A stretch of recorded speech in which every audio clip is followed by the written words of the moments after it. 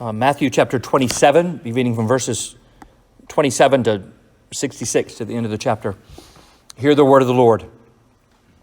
Then the soldiers of the governor took Jesus into the governor's headquarters, and they gathered the whole battalion before him. And they stripped him and put a scarlet robe on him, and twisting together a crown of thorns, they put it on his head and put a reed in his right hand. And kneeling before him, they mocked him, saying, "Hail, King of the Jews!" And they spit on him and took the reed and struck him on the head. And when they had mocked him, they stripped him of the robe and put his own clothes on him and led him away to crucify him. As they went out, they found a man of Cyrene, Simon by name. They compelled this man to carry his cross. And when they came to a place called Golgotha, which means place of a skull, they offered him wine to drink mixed with gall. But when he tasted it, he would not drink it. And when they had crucified him, they divided his garments among them by casting lots. Then they sat down and kept watch over him there. And over his head they put the charge against him, which read, "This is Jesus, the King of the Jews."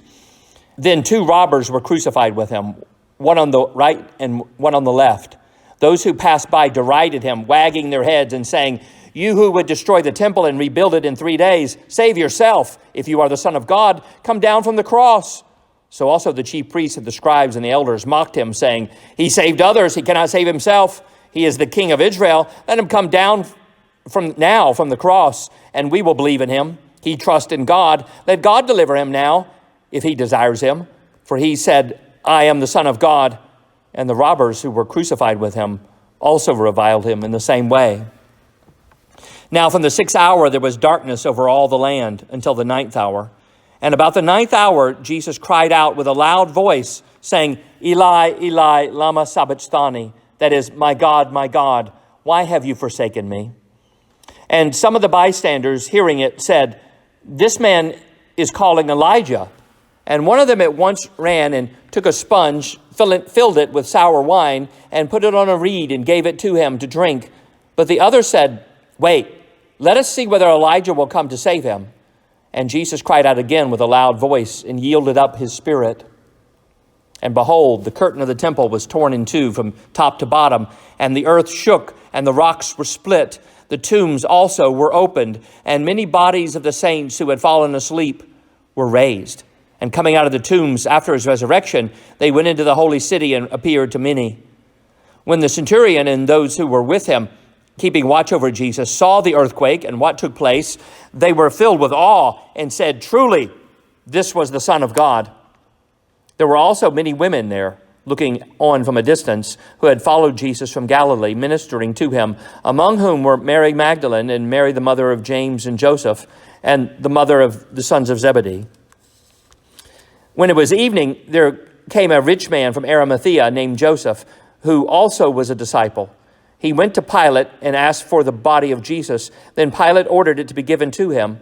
And Joseph took the body and wrapped it in a clean linen shroud and laid it in his own new tomb, which he had cut in the rock. And he rolled a great stone to the entrance of the tomb and went away. Mary Magdalene and the other Mary were there, sitting opposite the tomb. The next day, that is, after the day of preparation, the chief priests and the Pharisees gathered before Pilate and said, "Sir, we remember how that impostor said, while he was still alive, 'After 3 days I will rise.' Therefore order the tomb to be made secure until the 3rd day, lest his disciples go and steal him away and tell the people he has risen from the dead, and the last fraud will be worse than the first." Pilate said to them, "You have a guard of soldiers. Go make it as secure as you can." So they went and made the tomb secure by sealing the stone and setting a guard. May the Lord add his blessings to the reading of his holy word.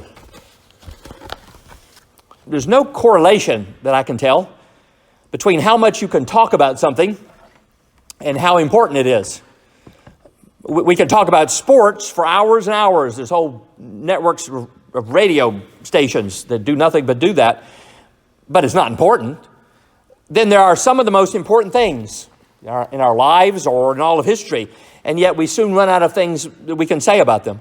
Perhaps the most important battle in American history, Gettysburg, was remembered by perhaps the most important speech in American history, Lincoln's Gettysburg Address, but it only took him 3 minutes to give it. Some things are so important Our words cannot add to it. It doesn't need our commentary, only our remembering. Are you the King of the Jews? Pilate asked Jesus, and Jesus made the good confession. He said, yes. That may be your way of putting it, but that's basically right. Now the king has been scourged, he's been lashed, he has stripes on his back. How is the king to be treated? We see that here in 7 parts. First, there's the mockery of the king. The soldiers have a little spare time, apparently, before Jesus and the other two, so they have to take them off and crucify them. They've been told he's being crucified for being the King of the Jews. They're stationed right there in Jerusalem, surrounded by Jews, and they despise them. So they take out their detestation on who they think is the Jews' so-called king. So the whole battalion, that's the garrison there stationed in Jerusalem, comes out to make sport of Jesus. They stripped him down, put a scarlet robe on him to make him kind of look like a king. Someone had a clever idea for a mock crown. Twist together some thorns that would sort of look like one, then press it down on his scalp. They got a reed as a fake scepter, put it in his hand, and then knelt and curtsied, probably ostentatiously bowed before him, and with laughter shouted, "Hail, King of the Jews!" Some of them nearby Jesus, probably flung out their arms in a mock salute, slapping him, punching him in the process. They took turns spitting on him in their procession of salutes and yanked the reed from his hand and whacked him over the head with it. It was probably the most fun they'd had in a while. And when time was up, they stripped him rudely of the robe and put his own already blood-stained clothes back on him and led him away to crucify him. It never occurred to them that one day they will be bowing before him again, confessing that he is the king, that he is Lord, except then it won't be in jest. Then there's the actual crucifixion of the king from verses 32 to 37. Jesus was too weakened by a night of abuse and then scourging to carry the weight of that heavy crossbeam himself. So they grabbed a passerby, a man from Cyrene, this is North Africa. He's probably there as a pilgrim around Passover time, probably scraped together, saved for years to be able to make this pilgrimage, this trip to Jerusalem during the Passover, this holy destination at this holy time, probably something he'd been looking forward to for years. And finally, after making it there, he finds himself being grabbed by Roman soldiers and told to carry a cross for some bloody, bedraggled victim he had never heard of before. That we know his name, Simon, means that once this chore was done, he just didn't disappear into the crowd, never to be seen again, but he became known to the church, which tells us that he became a believer in the one whose cross that he was made to carry. Their destination is a place called Golgotha, which means place of a skull, a prominent place so that the maximum number of travelers would see what they have done to Jesus, so they'd be warned not to do the same thing themselves. They offered him wine mixed with gall. It's a bitter herb that could help deaden the pain. He refused it. He was determined to accept death at its bitterest and grimmest. He was not going to avoid one pinch of the pain. And then in verse 35, Matthew does something interesting. If you look at the story, think about it. There's been all this build up now for chapters before this, building up to the crucifixion. And now right at the moment of the crucifixion, rather than dwell on it, describe it in detail. Maybe the soldiers, did they step on his arms? Some of them step on his arms to hold them in place, while another one grabbed a spike and a hammer, pounding the nails in. Did Jesus cry out in pain as the spike pierced his wrist and his ankles? Did he? Was he crucified lying down and then hoisted up? Or was he tied to an already upright cross and then nailed to it? There's really so many details of the actual crucifixion we'd like to have answered. Notice in verse 35, as Matthew has been leading us up to the crucifixion for chapters now, foretelling this is where it's heading. And now at the crucial moment, it's as though it's too painful to look. Something is just too gruesome to look at. It's as though he looks away. The actual crucifixion is passed over. He will be crucified. He will be crucified. He will be crucified. That's the way Matthew is written. And then he has been crucified. It's been done. Some of the most important things in our lives or in history, there's just so little that we can say about them. The soldiers are dividing his garments. They're casting lots. That's all reminding us of Psalm 22. Then they sit down and they keep watch. All they have to do now is to make sure that no one, make sure that no one comes and takes their victims down from the cross. They did put a sign over Jesus' head. That was typical for a crucifixion, to proclaim what crime that he had been executed for. The other two also probably had signs, doesn't say, but you can guess they probably did. Probably like highway robber above their heads. Jesus is read, "This is Jesus, the King of the Jews." The other two flanked him, and so was fulfilled the prophecy from Isaiah 53 that he would be numbered with the transgressors. That's the crucifixion of the king. Then from verses 38 to 44, we see the confessions of the king. There's people confessing truth about the king. Here, many of the titles of Christ are confessed, proclaimed by the passersby. But like the soldiers before, the confessions they're true, but they're sarcastic in the way they're given. The people shook their heads, fulfilling again something from Psalm 22. Today, they'd probably stop and take a selfie, get their phone out with Jesus sort of hanging in the background and themselves grinning stupidly in the foreground, and then post it with SMH, shaking my head. But in the midst of their scoffing, if you are the Son of God, come down from the cross, they confess some of Christ's titles. He is the Son of God. The chief priests and the good old boys confess that he saved others. In verse 42, he is the King of Israel. He trusts in God. In verse 43, they may have meant it all that. They meant sarcastically. They were mocking the whole time. And yet through their mockery, God ensured that the truth would be told about Jesus. Their mockery showed what they got wrong about the king and about the kingdom of God. They assumed that if he would not save himself, that he could not save himself. They didn't understand that the king was saving his people, the true Israel. They said they'd believe in him if he came down. They didn't understand that we believe in him because he didn't come down. They mocked that his so-called trust in God wasn't being proved by God delivering him. They didn't understand that Jesus was proving his trust in God by staying on the cross. Even the robbers, both of them at first, reviled him. But through all the scoffing and the insults, Christ was confessed. Then comes the death of the king from verses 45 to 50. About noon, that's the 6th hour, the sky got dark. It was probably unusually thick cloud cover, some kind of black clouds, and that lasted until 3 p.m. So for 3 hours, the Roman soldiers watched in eerie darkness. Something was very strange about all this. Luke tells us that one of the robbers had a change of heart. It's dark from noon till 3, and the darkness proved that this is what the Old Testament called the day of the Lord, what we would call Judgment Day. That the Israelites thought that the judgment would be on their enemies, on their oppressors, like the Romans, on the sinners who didn't bother to try to keep God's law. It would be a day of celebration, a day of light. And so they longed for the day of the Lord. But along came the prophet Amos, and he told them in chapter 5, "Woe to you who desire the day of the Lord. It is darkness and not light. Is not the day of the Lord darkness and not light and gloom with no brightness in it?" Then again in Amos chapter 8, verse 9, "On that day, declares the Lord, I will make the sun go down at noon and darken the earth in broad daylight." This day, here in Matthew, what people now call Good Friday, this day is the day of the Lord.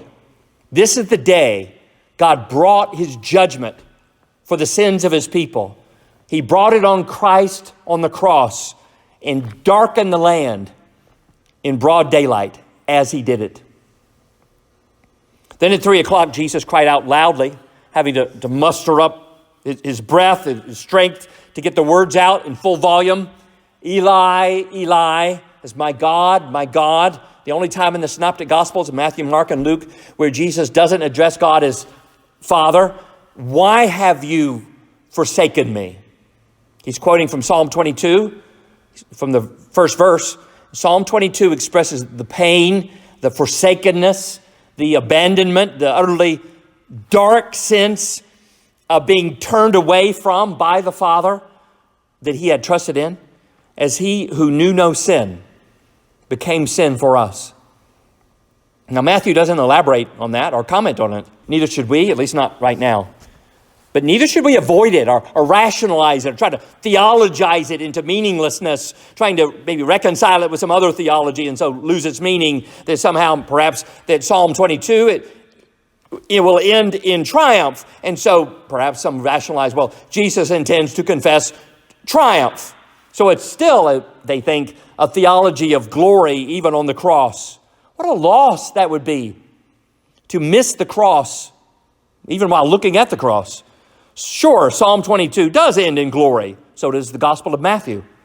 But first, for us to get to glory, Jesus has to stop there, hanging in the darkness, cry out, why have you forsaken me? He has to do that on the way to glory. And we too need to stop and remember that. By Eli, some thought he was calling for Elijah. So someone thought to give him a sponge full of sour wine. Others were standing around with laughter and scoffed. Oh, wait, let's see if Elijah will come and save him. Mocking him to the end. And with that, Jesus cried out one more time, proving that he still had strength and breath, and yielded up his spirit. Jesus' life didn't slowly ebb away because of blood loss or shock or asphyxiation. No, he gave it up. That's the death of the king. Then there's the cataclysm for the king. The death of the king has cataclysmic effects because his kingship is cosmic. It's over the whole universe. He's not just the king of the Jews. He's the king of the world. And as he dies, the curtain in the temple separating the most holy place where God was supposed to symbolically dwell between the cherubim, that curtain was torn from top to bottom, showing that God was tearing it. The way to God was now open. There was an earthquake. The rocks were split. The tombs were opened. Later on, soon coming Sunday, as we'll see, something happened to the saints, to the holy ones, to the believers whose tombs had been opened by the earthquake.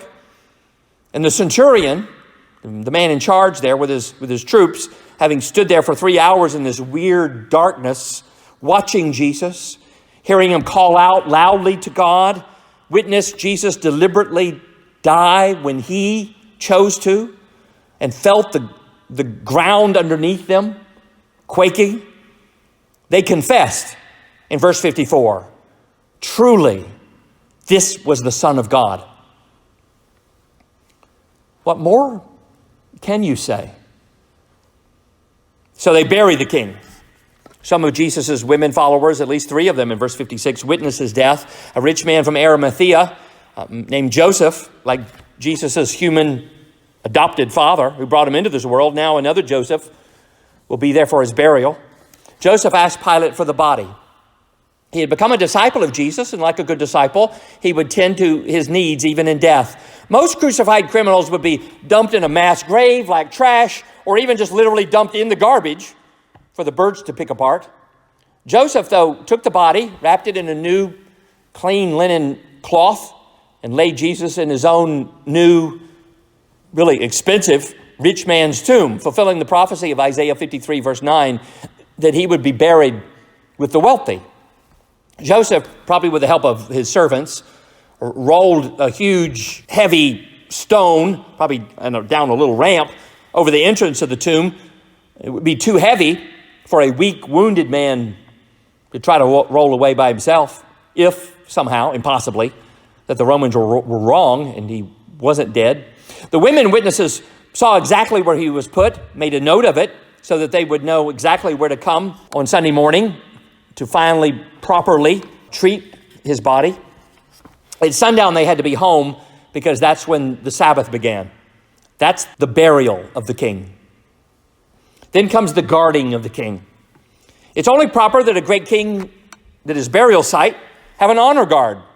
The disciples couldn't do it because they were cowering somewhere in the city, still too afraid to show themselves. So God would provide guards from the world. The chief priests and the Pharisees, usually they're hostile to each other. They're always arguing about this or that. They're at odds. Here, they are united by their hatred of Jesus. They both together, they remember that Jesus had said something like, after 3 days, I will rise. Now, sure, they think he's an imposter. They think he's a deceiver. They're not trying to keep him in the tomb. They think he's just dead and gone. He had called them a brood of vipers, and so they think, how could he be anything other than a fraud? But they were afraid that Jesus' disciples would steal his body and then use the empty tomb to claim that he had been raised. And then his following would grow, and things would be worse than they were before. Of course, the reality was that his disciples had no idea to do such a thing. It never occurred to them. And even if it had occurred to them, they didn't have the courage to try. The priests and the Pharisees overestimated the disciples, who were not considering perpetrating a hoax and couldn't muster up the courage to attempt it. And they underestimated Jesus, who they think, because he died, must be, as they call him, an imposter. So the priests and the Pharisees both thought that they had better try to head off this plot that they imagined the disciples were going to concoct, which in fact the disciples had no intention or even ability to do. But they asked for soldiers, the priests and Pharisees asked for soldiers to guard the tomb. This will fulfill God's purpose for what comes next, for proving what happened to the body. Pilate said in verse 65, you have a guard of soldiers? In other words, take your soldiers now, go, make it as secure as you can. So they went to the tomb, they sealed it so that anyone could tell if it had been tampered with, and they posted a squad of soldiers to guard it. So now we know Jesus is dead. The women witnessed it. We know exactly where he's buried. His tomb is protected from any outside interference. There's no way anyone is going to steal his body. What more can you say? Some of the most important things in life. Here, the most important events in all of history, alongside what comes the coming Sunday. Those things can't be added to if we say more and more words about them. That's one reason, I think, that he gave us something to do, the Lord's Supper, to remember his death. That's why the Lord Jesus said on the night he was betrayed, if you want to remember me, do this.